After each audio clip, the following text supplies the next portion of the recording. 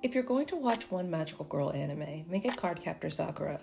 Don't get me wrong, I love Sailor Moon, and it dominates the genre for a reason, but Cardcaptor Sakura is really something special. The show is a very accomplished example of the late 90s, early 2000s anime style, and is, in my opinion, a quintessential Madhouse television series that is a must-watch for those interested in the studio's oeuvre. The series was directed by Morio Asaka, who would go on to direct contemporary hit shows Chihaya Furu and My Love Story. It includes work from Masahide Yanagisawa, who you know from his frankly iconic work on Sailor Moon, even if you don't know his name, as well as Takashi Koike of Redline fame. Many of my favorite cuts from the show are from animator Norimitsu Suzuki, who also did notable work on My Hero Academia and Soul Eater.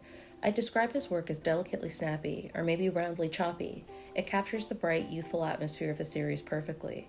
As a side note, Suzuki is good friends with the show's character designer, Kumiko Takahashi, and works on most of the shows she does.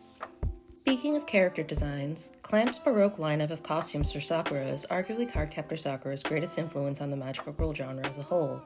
Where Sailor Moon set the mode for transformations, Cardcaptor Sakura established a distinctive look for magical girls, the influence of which can be felt across the genre to this day. The show also delivers on the narrative front. Like a lot of anime, it is not free from filler episodes, and the plot admittedly gets a little messy towards the end, but Cardcaptor Sakura manages to remain engaging throughout these rough patches by presenting the cast with a diversity of challenges each episode. The problem with an episode is not always a monster or villain to be defeated in combat. Sometimes it's a puzzle to work through, a mystery to solve, or a physical obstacle to overcome. It's worth noting that I have genuinely enjoyed this IP at very different periods of my life, first as a middle schooler reading the manga, and then as a college student watching the anime, and finally as an adult rewatching this with my partner fairly recently.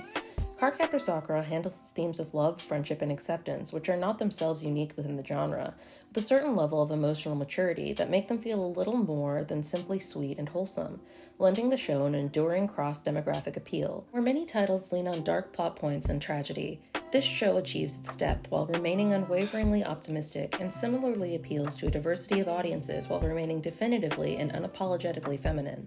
I try to avoid qualitative rankings, particularly online, so I won't say that Cardcaptor Sakura is the best magical girl anime ever produced, but it will certainly always be my favorite.